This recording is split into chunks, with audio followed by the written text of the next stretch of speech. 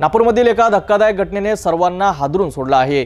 जरीपाटका पोलिसांनी एका school bus चालकाला एका 14 वर्षाच्या शाळकरी मुलीचे अपहरण केल्याप्रकरणी अटक केली आहे। आरोपीने मुलीला फूस लावून पळून नेले होते। या घटनेने पालकांमध्ये चिंतेचे वातावरण निर्माण झाले आहे।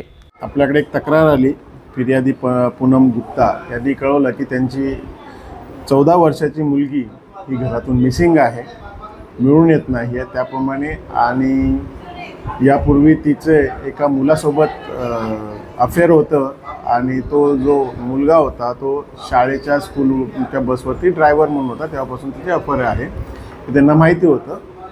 त्यामुळे त्यांनी फिर्याद देताना मुलगी त्या मुलानेच पळून नेली असल्याची तक्रार दिल्याने आपण तो सुरुवातीला गुन्हा दाखल करण्यात आला होता। गुन्हा दाखल करून आपण त्या मुलीचा तसेच त्या आरोपीचा शोध घेऊन त्यांना ताब्यात घेतलं।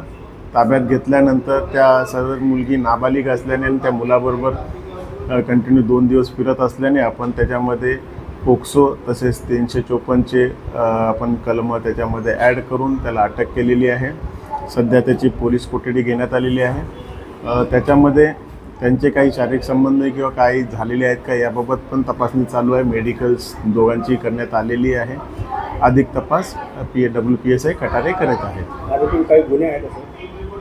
आरोपी कुणाल गायकवाड याच्यावरती यापूर्वी पण 324चा एक गुन्हा दाखल आहे। त्या व्यतिरिक्त इतर कुठले त्याच्यावर गुन्हे नाही आहेत, परंतु 324चा एक गुन्हा दाखल आहे। या घटनेने पालकांना त्यांच्या मुलाच्या सुरक्षतेबद्दल पुन्हा एकदा विचार करण्यास भाग पाडले आहे।